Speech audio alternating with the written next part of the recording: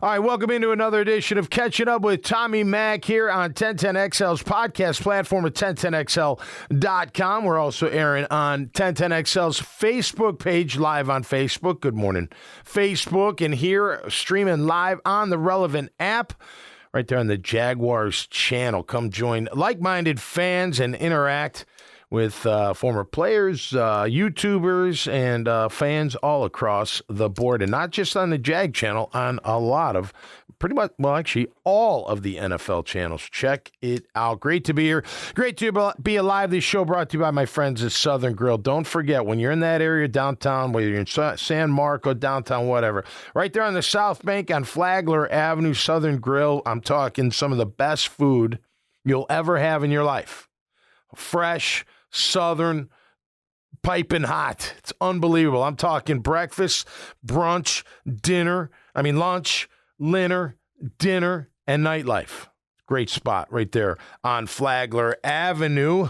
Graham Marsh is here with me this morning. Good morning, Graham. How are you? Sir. Thank you for being flexible today. Absolutely. I asked Graham to come in early today so we could do the show here on 1010 in 1010 Studio, XL Studio, because the Horse's Mouth is filming live today on the USS Orleck that's parked downtown right there on the river. And huge military show. I'm told we got over 25 guests that we're going to interview and pump up and have a good time. Got a few of my former teammates coming, Aaron Beasley, Kevin Hardy, Sammy Kavaris, maybe a surprise guest, have not been confirmed yet, but possibly so. But nonetheless, we're going to honor our military, and of course, I love our military, and I know a lot of you out there do too, so it's going to be an awesome show.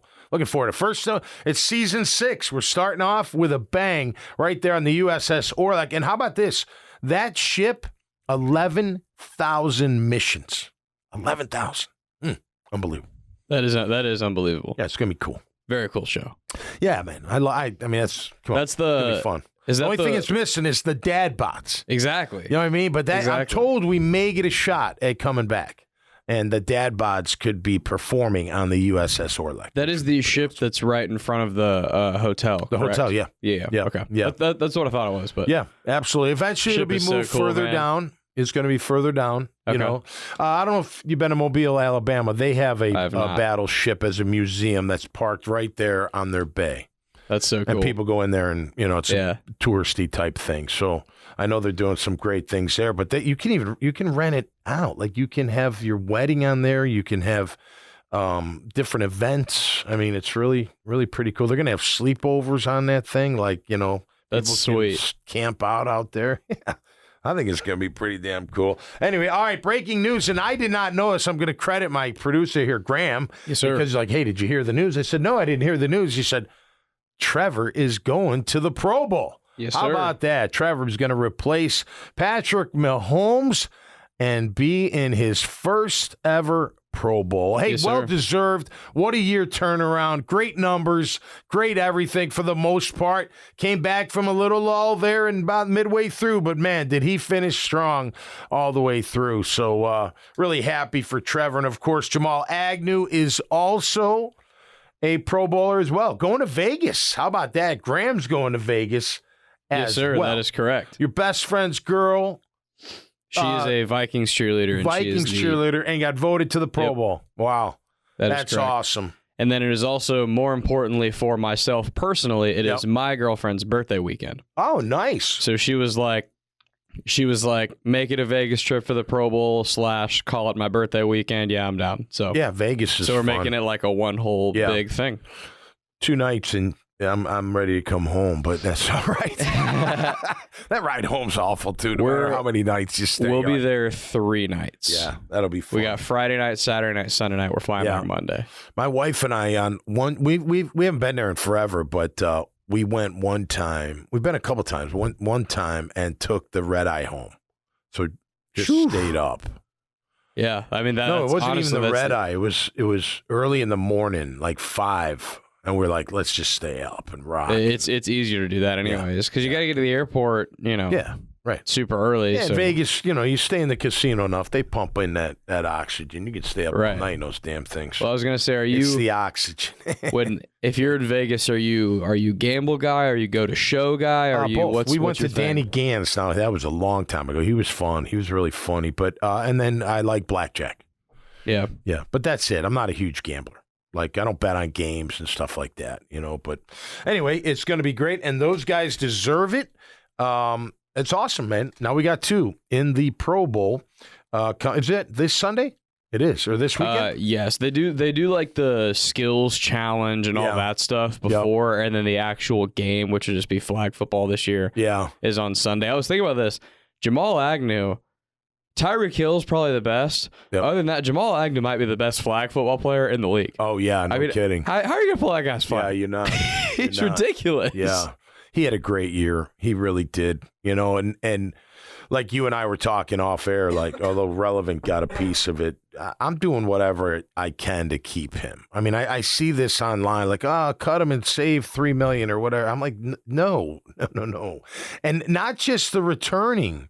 You got to give that guy 3 touches, man. And they could be chunks. They could be, you just don't know what they could be. One thing that I thought they missed, I thought they'd go back to, we talked about it, that one, near the goal line where he motions in and then right before the snap, puts his foot back, puts it in the dirt and goes back out. And you can't catch him, especially if you're in man. And man, that's like a wide open all day long. Because all of a sudden you're making a DB play.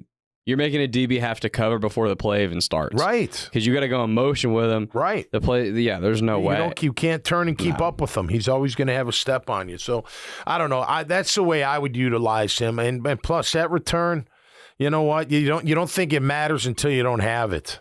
Then you're if they didn't have his big one against the Titans, I don't think they win the game. No, you're right. You're right. He's flipped fields. And ultimately, they're not even in the playoffs. And what was the BS hold on the touchdown? What game was that? That was the Titans' first game. The one in Nashville. Yeah, he took it to the house. To the house, He's ticky tack. It was weak. It's like, come on, man. Yeah, no doubt. But I think he's the best return in the league, personally. Him and you got to give credit to the Dallas dude? He can Turpin. Yeah, Javonte Turpin. He's pretty good. And Duvernay, who Duvernay. Where's he from? The Ravens. Yeah. I think they're both good.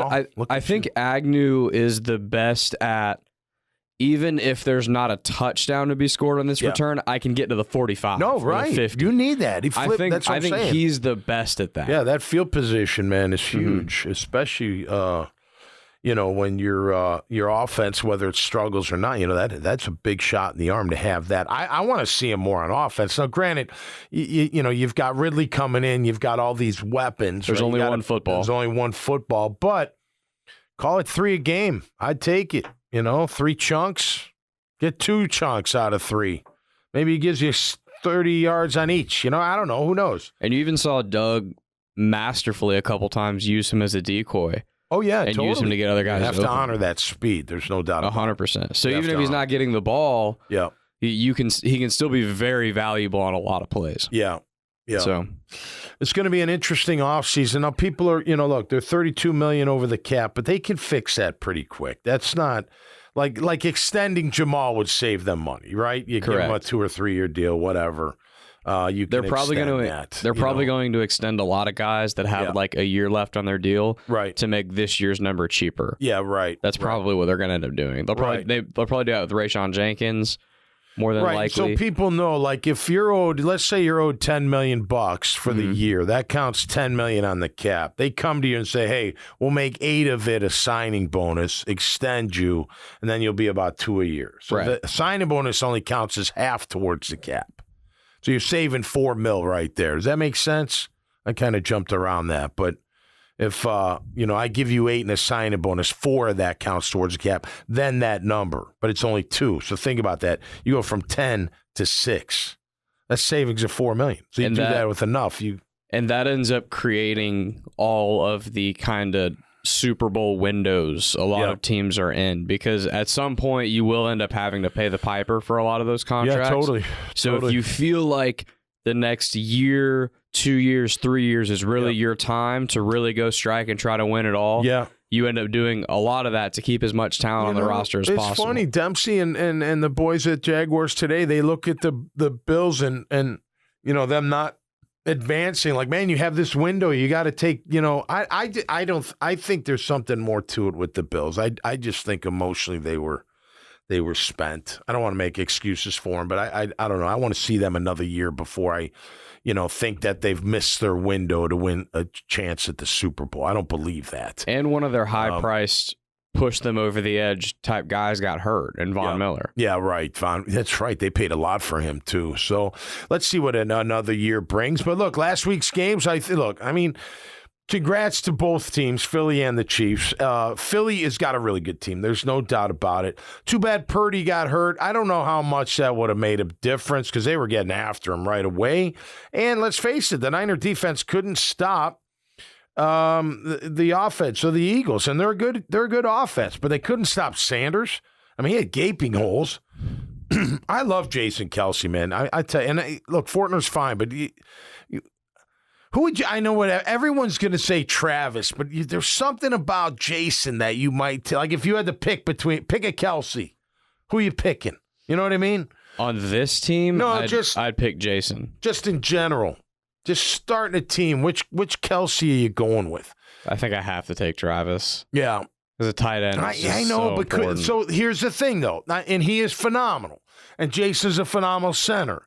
Which one can you have less phenomenal and still be really productive, and still win? Yeah. If you have an athletic tight end that can catch and get open, you know what I mean? It might not be him, but you got a center that's dominating. I mean, he dominates. He's so athletic for a big guy, man. Jeez, he really runs on his toes again, and he gets after it. He's violent with his blocking. He's really good at dominating his first block and then being able to go find more work upfield. I know he gets to the second level. He's really good about it. They're a good O-line, man. I was talking off the break. They're good. The Eagles O-line is Lane Johnson. By the way, he gets off quick. He's like Jawan Taylor. Yeah. Did you notice that? I noticed Baldy breaking it down. He jumps just like that too. He's a pretty athletic guy, man. I like him. He did a good job on Bosa and company. Their defense just. It really didn't do anything. If your linemen can get to that second level and find more work, it's a lot like if your receivers can block effectively.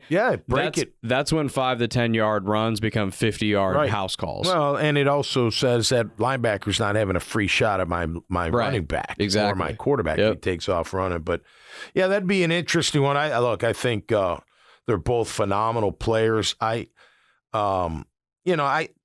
No disrespect to the Eagle fans, but it got a little boring. That's not the kind of game I want to see close games. The next game was really good. Obviously Chiefs and Bengals. I know people, bitching and moaning about the refs and whatnot. The poor kid, the linebacker. I mean, he's got to know better.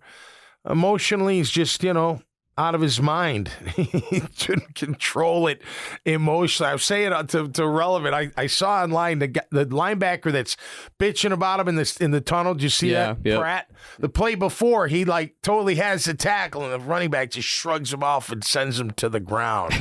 Would set up the next play.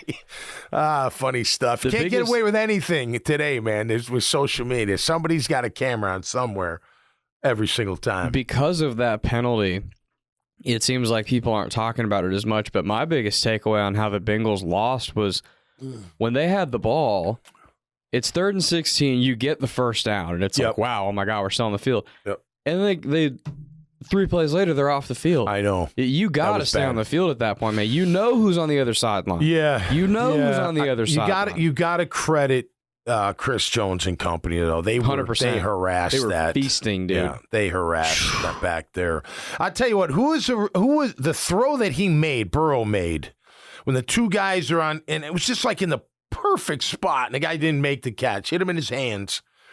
That would have been huge. You remember that? It was an unbelievable throw. It was one of the best throws you'd seen.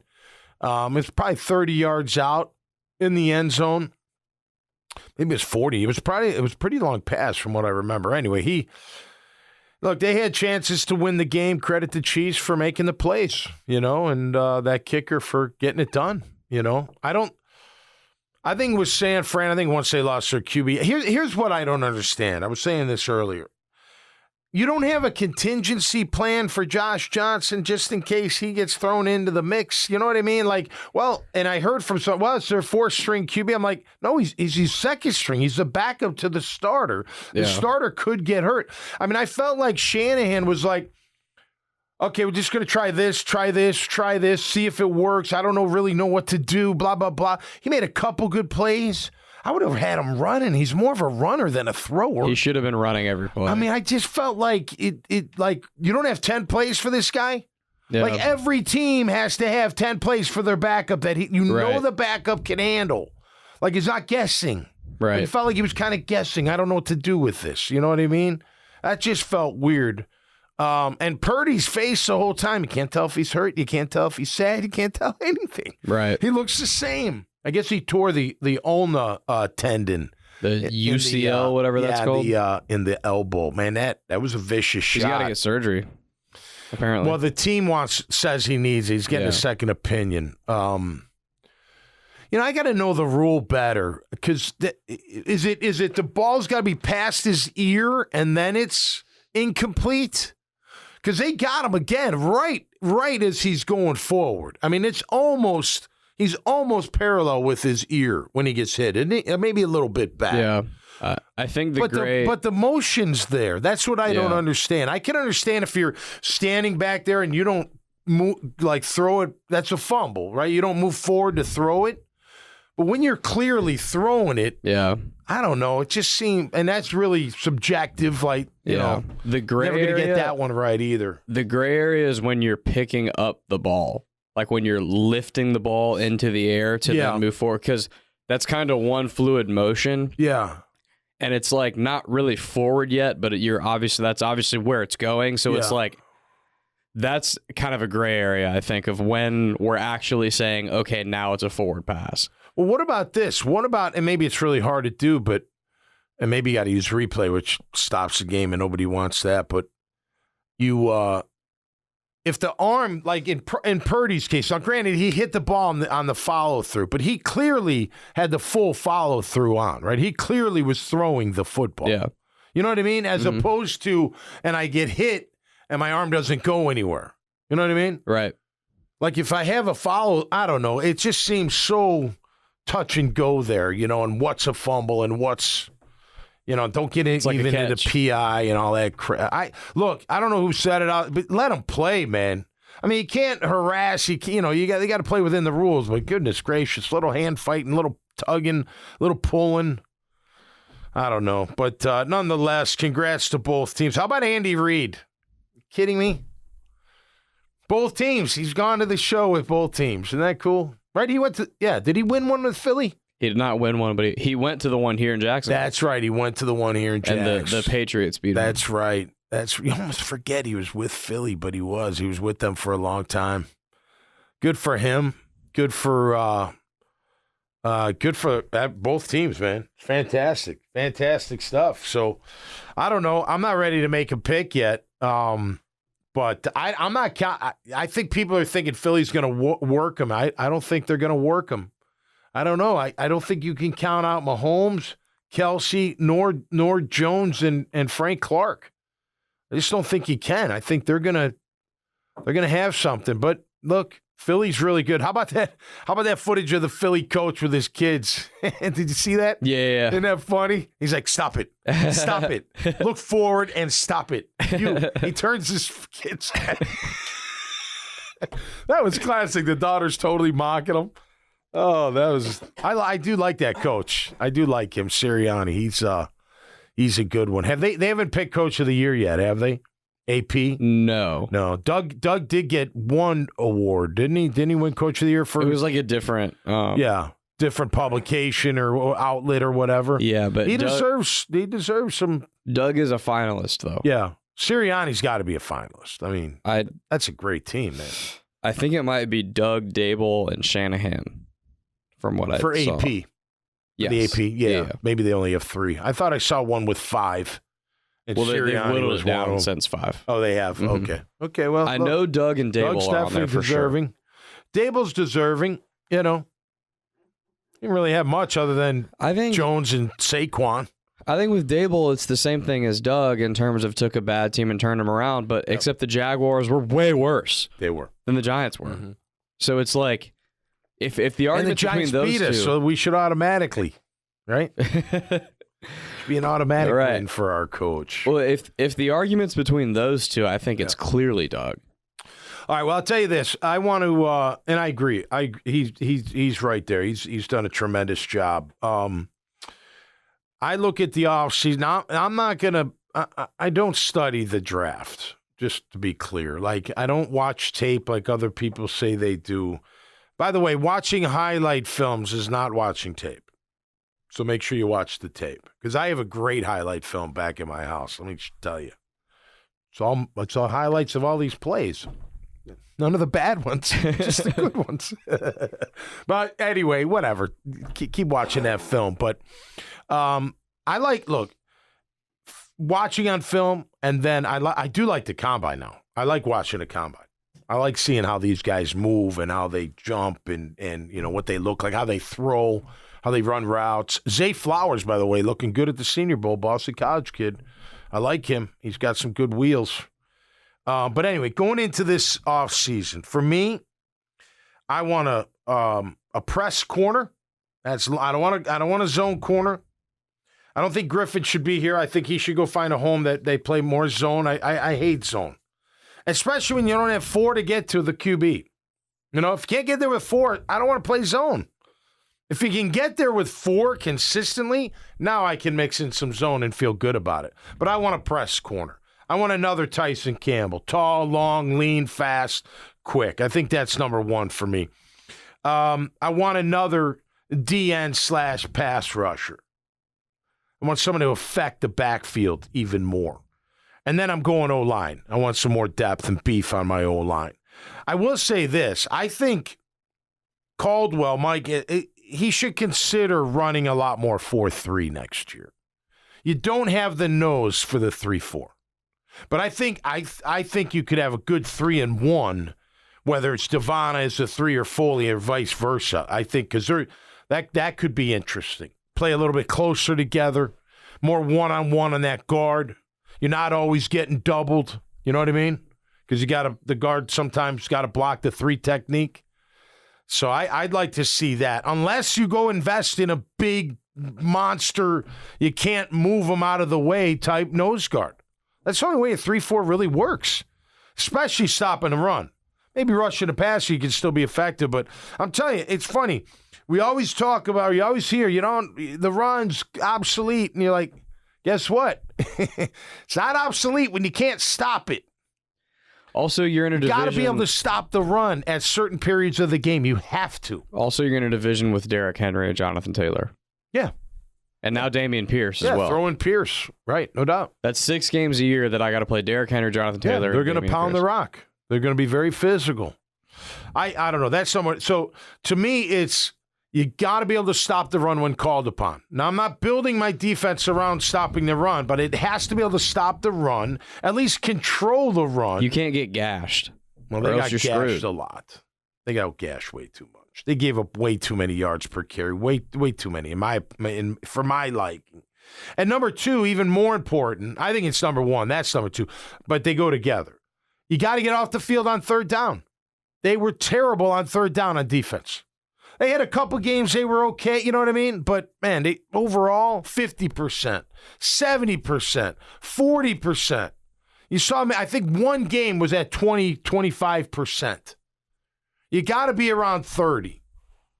You got to give that ball back to your offense. You have to.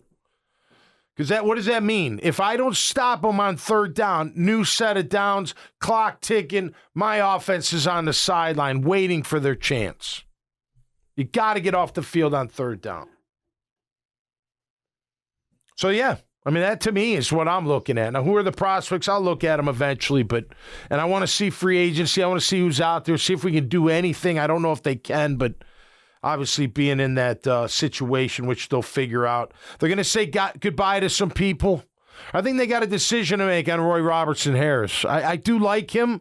I think he's a good, very good player, and I think he's a very good teammate. I think the players really like him. He's got that attitude, but I don't know. You save a lot of money if you don't. I know, it's $8 million. I think it's $8 million. I think they got to consider a 4-3. I really do. I really, and then guess what? Walker's a defensive end. Put him next to Allen. Are you kidding me? That could be nice, It could be really nice. It's frustrating, but they're probably going to have to draft or in free agency get another D lineman. Yeah. It's oh my God, they've invested so much into it, and they just can't get it right, man. Nope. You can't look. We talked about this. You can't run a 3-4 without putting an emphasis on a earth space eater nose tackle. You can't. And Doug said it. We're not really worried about that, right? Maybe he changes his mind. I would consider a 4-3. Then you don't got to worry about it as much. Just my opinion. All right, I got to fly because I got to do a show on the USS Orlek. Very excited about that. Going to be great. I love our military, of course. Honoring those that have served and those that are serving currently. We thank each and every one of you, no doubt about that. That's going to be fun. Hey, put this on your radar. February 17th, the Dadbots making their furthest penetration inland.